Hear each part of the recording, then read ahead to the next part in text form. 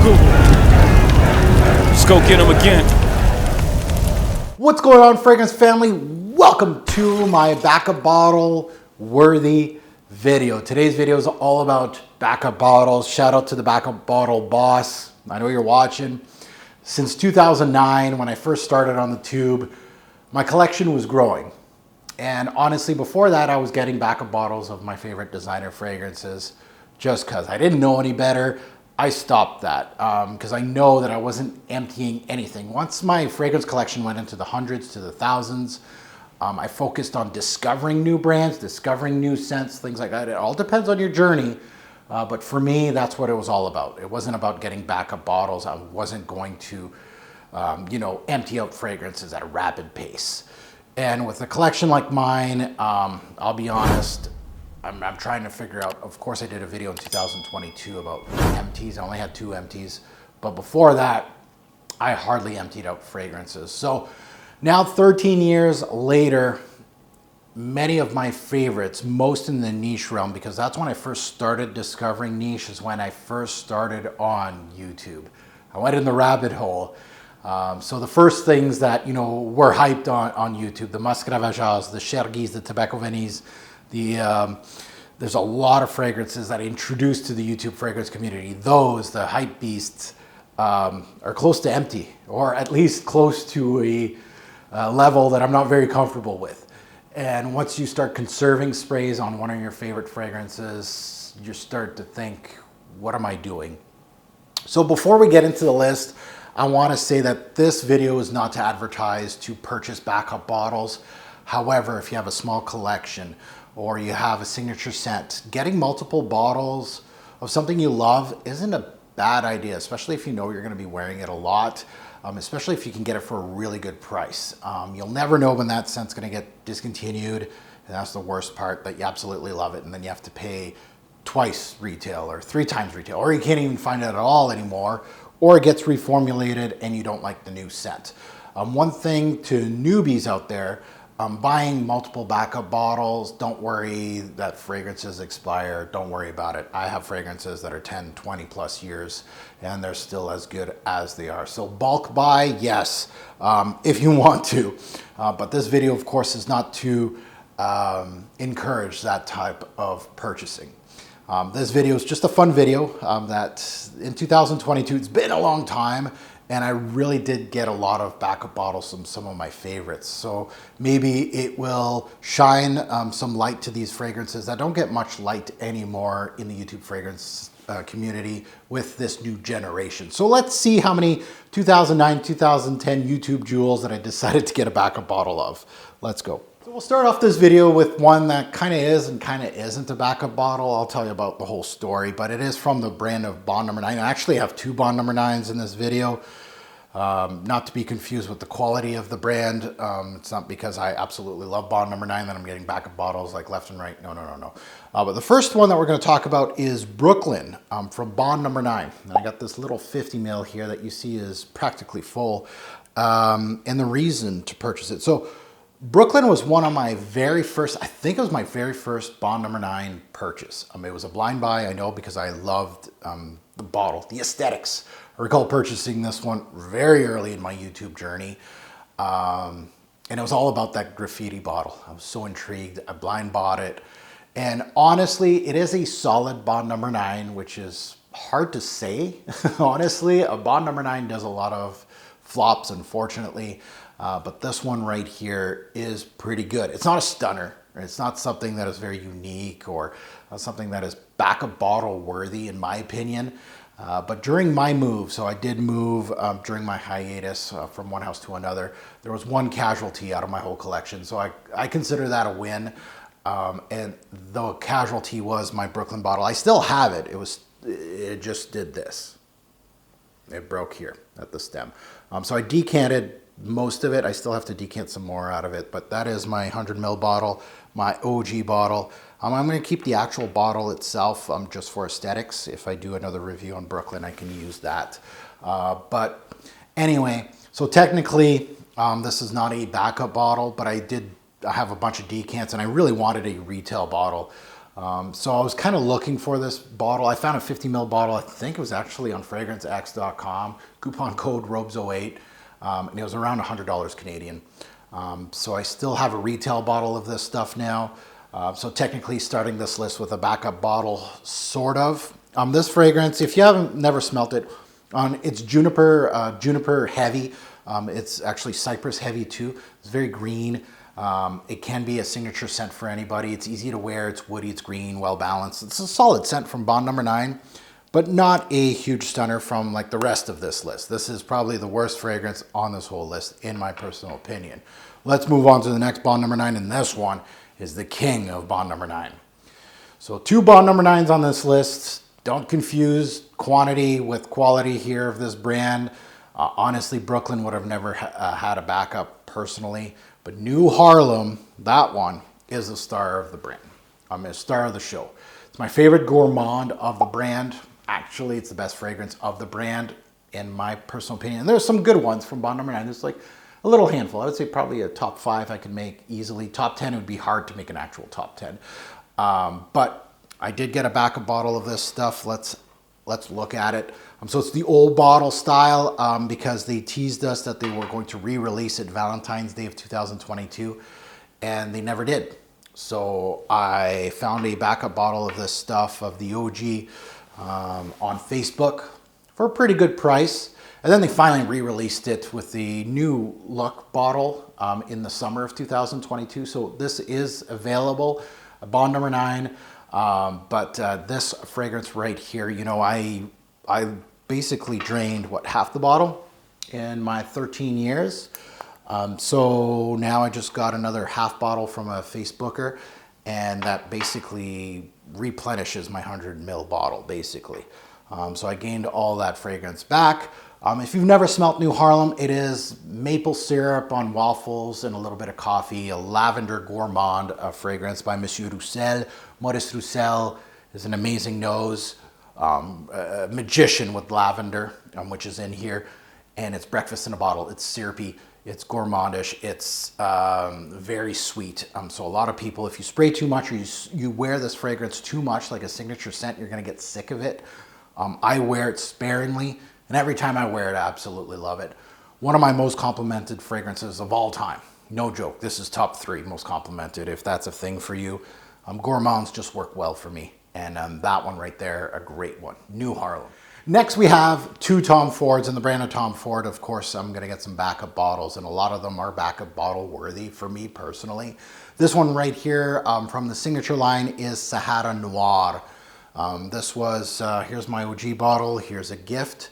Well, a gift that was sold to me for a really great price from another collector and a fellow subscriber. Sahara Noir, my original, oh, it's beautiful. My original bottle of Sahara Noir is the one scent in this list that I haven't had for 10 plus years. I think I bought my original a few years ago from a fellow reviewer on YouTube that was stopping to do fragrance reviews and doing something else, and they were selling their collection, and I bought this, but I only had like 15 mils in it.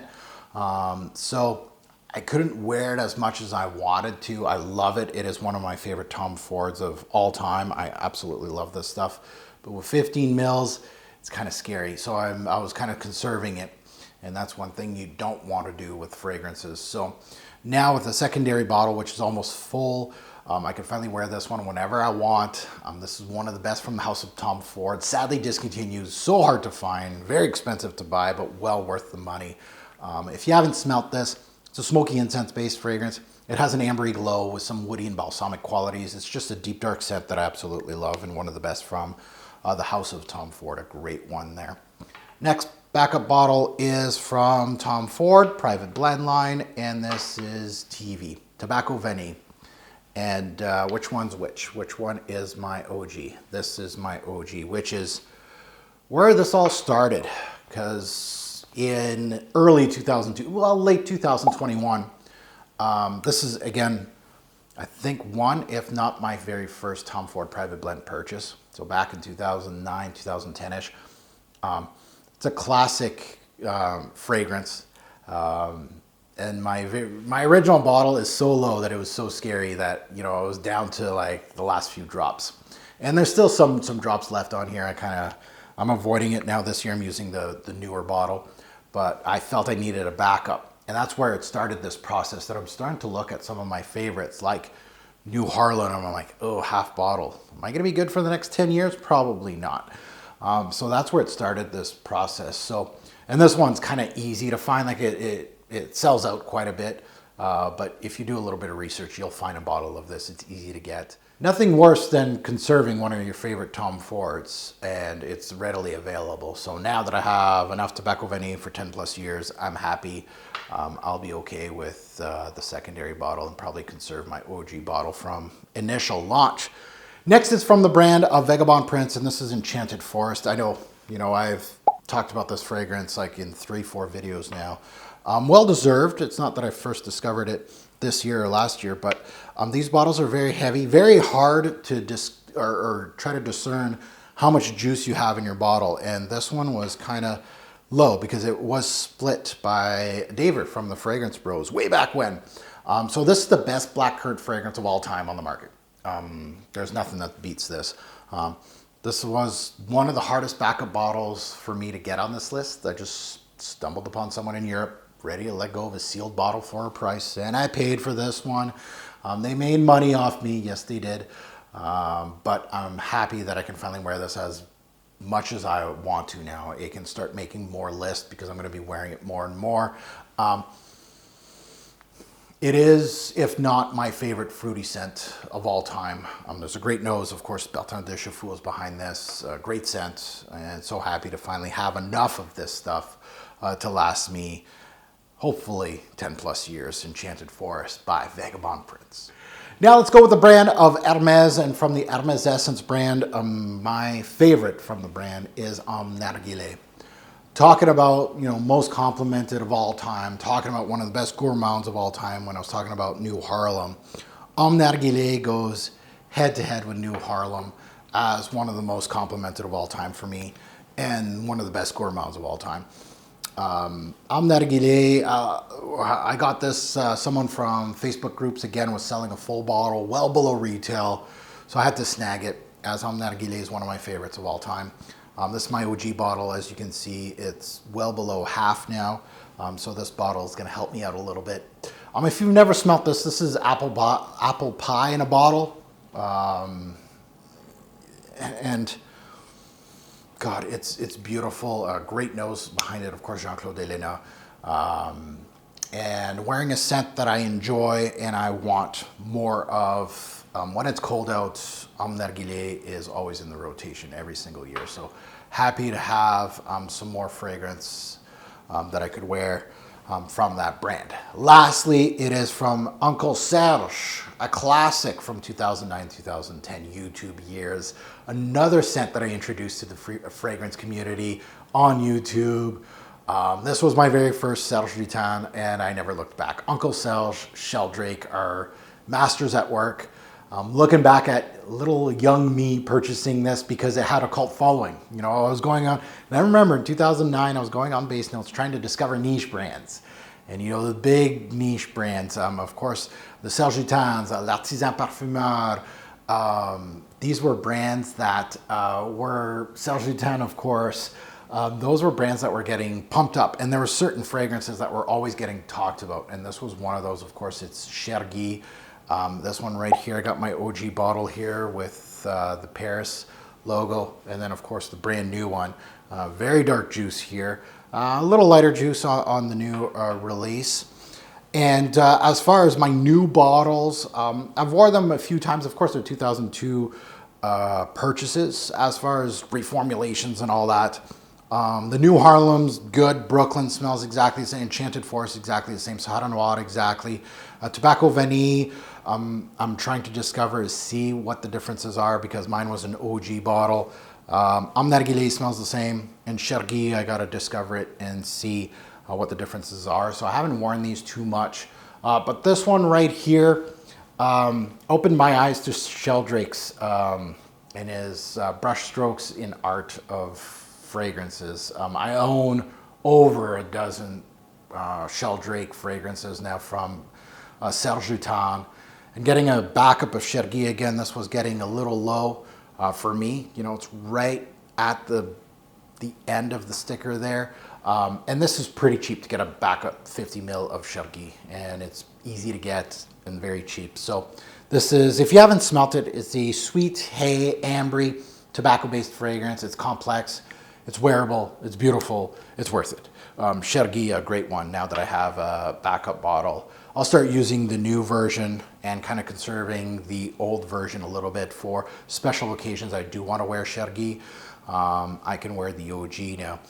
So that's it. That's my list of 2022 backup bottles that I wanted to purchase or that I did purchase. So I put my money down where my mouth was and purchased these. I do have at least a dozen fragrances from that time period of things that I've purchased over the years that is getting criminally low. So I will be doing a video in the next coming weeks about those fragrances that in 2023, I'll be looking for backup bottles slowly. I'm not really in a rush to get backup bottles of some of these. Some of these, they're gonna be very hard to find, but I'll do that video later on. So I hope you loved this video of the backup bottles that I purchased in 2022. And again, in the comments below, let me know if you got any backup bottles of certain fragrances that maybe discontinue, hard to find, some of your favorites. How many backups did you get? Some of you guys out there are crazy. You have like 10 backup bottles of something. So I can't wait to see your thoughts on that. If you haven't purchased any, are you thinking of getting some in the future, or you're just kind of like I was and you're like, no backup bottles for me at all? So I can't wait to see those comments below. Thanks for watching. Have a good one.